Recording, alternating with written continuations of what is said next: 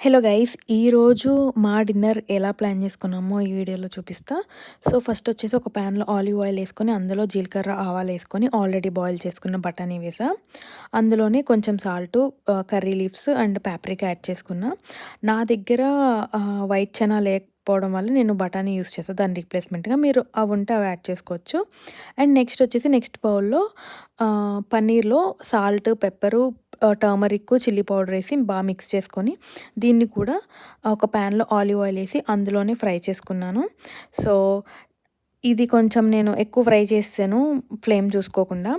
And మళ్ళీ అదే ప్యాన్‌లో ఆలివ్ ఆయిల్ ఏసుకొని దాంట్లోకి వెజ్జీస్ ఏసుకున్నా. సో, ఏం వెజ్జీస్ యూజ్ చేశానంటే క్యాప్సికమ్, క్యారెట్, యాస్పారగస్ అండ్ అలాగే బ్రాకలీ యూజ్ చేశాను.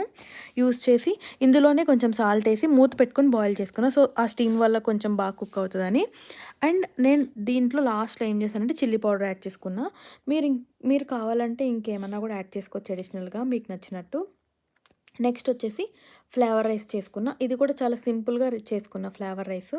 సో, దీంట్లోకి ఆలివ్ ఆయిల్‌లో కొంచెం oregano, chilli flakes, already boil చేసుకున్న rice and coriander rice mix చేసుకున్నా. సో, ఇదొచ్చి ఫైనల్ ప్లేటింగు. ఆల్రెడీ మిక్స్ చేసుకున్న రైసు అండ్ పన్నీర్ ఆల్రెడీ చెప్పాను కదా! ఎక్కువ కుక్ చేశానని. అండ్ అలాగే వెజ్జీస్‌తో పాటు ఆల్రెడీ చేసుకున్న బఠానీ, దాంతో పాటు ఆనియన్స్ మిక్స్ చేసిన యోగర్ట్ వేసుకున్నా. Follow for more updates.